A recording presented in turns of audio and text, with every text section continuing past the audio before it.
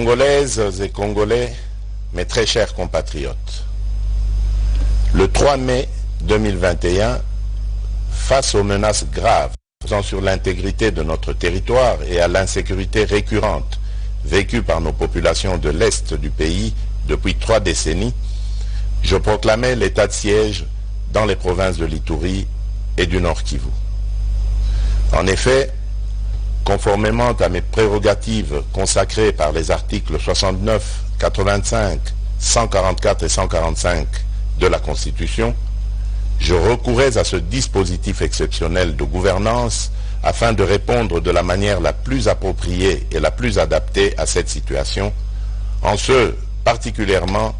dans la nature des actions à entreprendre dans ces zones opérationnelles où les ennemis de la paix devaient de toute urgence être affrontés et l'autorité de l'État restaurée. À situation exceptionnelle, mesure exceptionnelle. Il demeurait limpide que la mise en œuvre de ce dispositif s'accompagnerait d'un régime restrictif des libertés publiques, non sans incidence sur le mode de vie habituel de nos populations, immédiatement sensibilisées à consentir à d'importants sacrifices en guise de soutien patriotique à cette lutte pour la survie de notre nation. C'est pourquoi, 2 années et 4 mois après l'entrée en vigueur de ce régime d'exception, aux conséquences tout aussi exceptionnelles sur le quotidien des populations sur terrain, et à la suite de plusieurs rencontres avec des sénateurs, les députés nationaux et les députés issus des 2 provinces, ainsi que des rapports de mission d'évaluation effectués par le Premier ministre, j'apercevais clairement le besoin d'une réflexion approfondie impliquant tous les acteurs concernés sur la question en vue d'obtenir les recommandations les mieux indiquées au sujet de la situation juridico-politique rencontrée dans ces 2 provinces. Cette réflexion devait toutefois avoir lieu tout en veillant à préserver les avancées significatives socio-économiques, politiques et sécuritaires acquises par la gouvernance militaire de l'état de siège.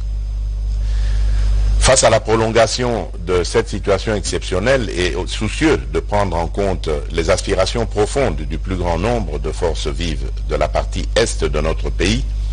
j'ai donc instruit le Premier ministre d'organiser et de convoquer une table ronde politique sur l'évaluation de l'état de siège dans les provinces de l'Ituri et du Nord Kivu, organisée du 14 au 16 août 2023 à Kinshasa. Cette table ronde que j'ai voulu inclusive a connu de la participation des élus nationaux et provinciaux issus des provinces concernées, des délégués des institutions nationales, la participation active des forces vives d'autres provinces de la République, ce qui témoigne de l'élan de la solidarité affichée par les Congolaises et Congolais de tous bords derrière cette cause nationale.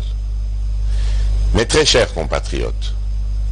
mus d'un sens élevé de patriotisme et de responsabilité, les différents participants ont travaillé d'arrache-pied durant les 3 journées allouées à cette table ronde pour proposer une option concertée en vue de pacifier définitivement les provinces de l'Ituri et du Nord Kivu, et ce, au regard de l'évolution du contexte sécuritaire, politique, économique et social. C'est ici le lieu de saluer l'engagement et le dévouement de tous les participants qui ont abattu un travail de qualité pour la cause nationale afin que les conclusions permettent aux institutions de donner une orientation nouvelle à cette mesure exceptionnelle. Mes très chers compatriotes, en ma qualité de garant du fonctionnement régulier des institutions de la République et de la continuité de l'État, j'ai examiné en toute responsabilité l'ensemble des recommandations formulées dans les 3 commissions de la table ronde. Après avoir échangé avec les responsables des institutions de l'État et entendu le Conseil supérieur de la Défense, j'ai pris la ferme résolution de conduire, sans atermoiement funeste, mais sans précipitation inconsidérée non plus, les populations des provinces de l'Ituri et du Nord Kivu vers un allègement progressif et graduel du régime de restriction de l'état de siège avec les meilleures garanties de poursuite du maintien d'une pression maximale sur les ennemis de la paix. C'est pourquoi,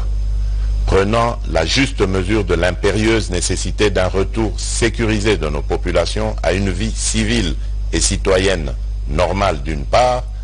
et des avancées enregistrées au cours de la gouvernance sous l'état de siège d'autre part,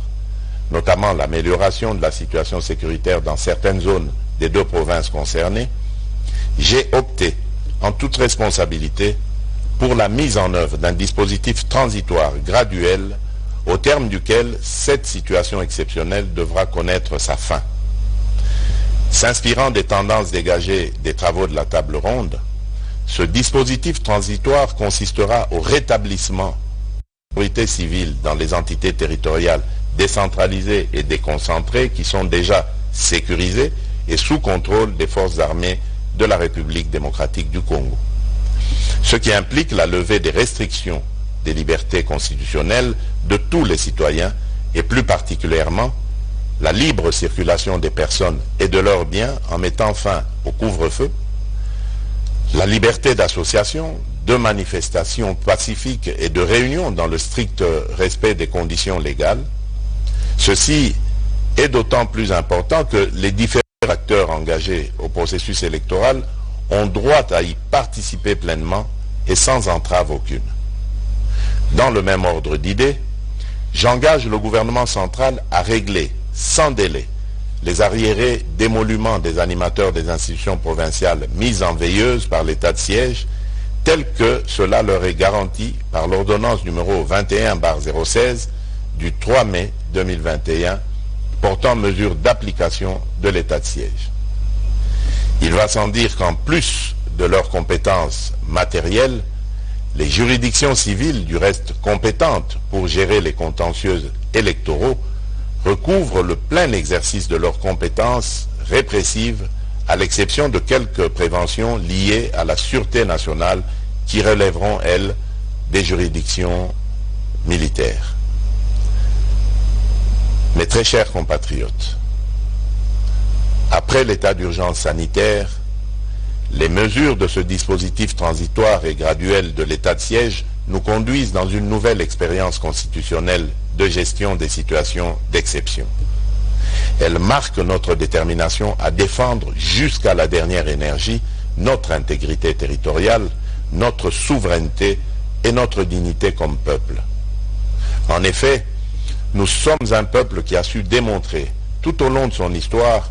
une capacité de résilience hors du commun face à l'adversité pour défendre les idéaux de paix, de justice, de dignité et d'unité.